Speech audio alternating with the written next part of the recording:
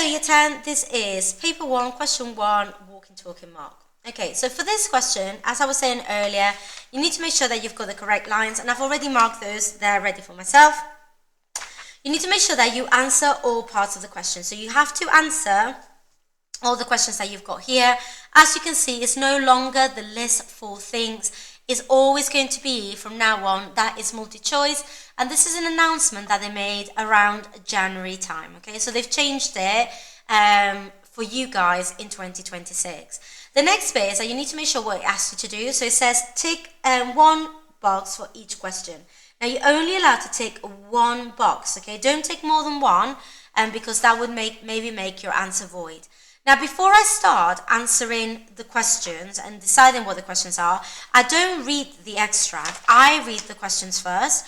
Okay, so I'm going to read the questions for you. Then you're going to have about 3 minutes to put in your answers, and then we're going to correct it together. Okay, so what does the narrator notice about the mansion upon arrival? Now, I'm kind of looking at the key words here. So he says, what does he notice, narrator notice, upon arrival? So he has to be at the mansion itself. So it says it has been completely restored and modernized. One wing has been repaired. The mansion is abandoned and falling apart. Okay? So, next bit. What is the narrator doing? So what is the narrator doing before noticing the movement in the garden? So what's he doing just before he notices a movement or hears a movement in the garden? He's inspecting the mansion for signs of life. He's repairing a broken section of the roof.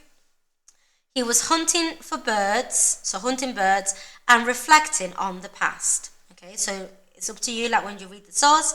How is the child first introduced in the passage? So is the child first introduced. The narrator, his footsteps approaching. A small hand appears, followed by a face. The narrator sees the child playing with his dog. Okay, so let's go to the last one. What does the description of the child's appearance suggest? The child is frail and ghostly, the child is lively and innocent, and the child is injured and in distress. So it's about the child's appearance suggests. Okay, so you are now going to have 3 minutes to answer. In the exam, you want to spend about 5 minutes, but I've read the questions with you already. You're going to have 3 minutes to see if you can choose the correct answers using 11 to 23. So teacher's going to pause the video and off you go. Okay, welcome back, Year 10. Let's see if you've got the right answers and where you could find the right answers in general. So now when I do this answer or this question, I like to have my source right next to the piece, so then I'm doing like looking across as I go along. But because of the camera, I won't be able to do that today. So let's have a little look.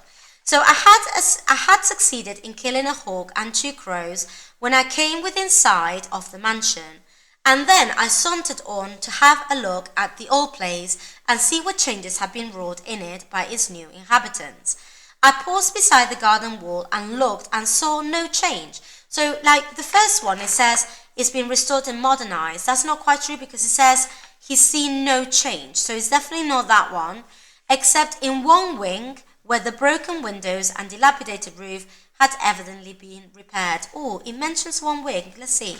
It says one wing has been repaired. I think that's definitely right. Okay, so I'm going to give myself a tick and I'm going to add a tick there. So if you tick that one, give yourselves a tick.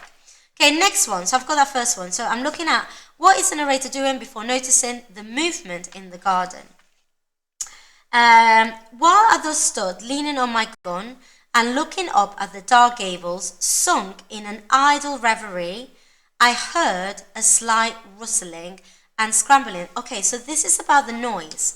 I heard a slight rustling and scrambling. Now, the question is not asking me about the noise, but it's asking me what is the narrator doing before noticing the movement in the garden. So let's have a look. It says here that he was leaning on his gun and looking up at the dark gables, sunk in an idle reverie. Oh my goodness, I don't know what that word means. Let's see if I can figure out based on the other ones. So it says he's inspecting the mansion for signs of life. Well, it doesn't say that for sure. He says he's just leaning, looking up at the dark gables. He's not inspecting, he's just looking up at the dark gables. Repairing a bronchitis, so he's definitely not doing that. Hunting birds and reflecting on the past. Now, I would say that is the one, because he's definitely not inspecting the mansion for signs of life. It says here, leaning on my gun and looking up at dark gables, looking for signs of life. That's not what he said. So, it must be this one. Now, I know that is half true, because it does talk about that he had been killing a hawk, okay, and 2 crows. So, he has been hunting. Now, the word that is kind of getting to me is this word reverie. Now, a reverie is like going into a lost memory. So when he says reflecting of the past, that's what it is. But if I was to use in the guessing game, that is the one that I would go for. How is the child first introduced in the passage? Now, it says here that a small hand appears followed by a face. I feel like that's what it was. I beheld a tiny hand elevated above the wall, and then it says a small white forehead. I remember that from reading it the first time because I thought that was really interesting. Okay, and then the last one, what does the description of the child's appearance suggest? Now, it says here, he was raised to take a firmer hold, so he seems to be quite strong, and then appeared a small white forehead, surmounted with wreaths of light brown hair, with a pair of deep blue eyes beneath, and the upper portion of a diminutive ivory nose. Now, interestingly, this is a bit of a challenging one because I can see loads of pupils actually making a mistake here. It says the child is frail and ghostly.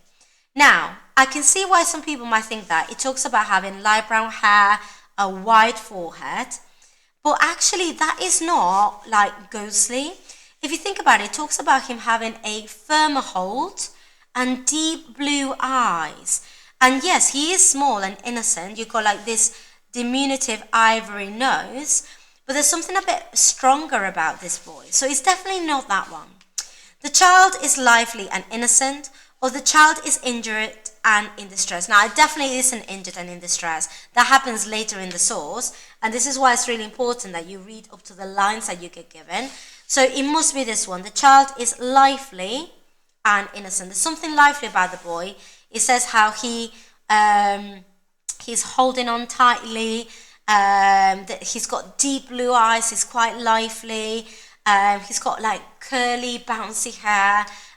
So all these things tell me that is him. Okay, so there you go. So you can now give yourselves a tick. Hopefully you've got all of those right.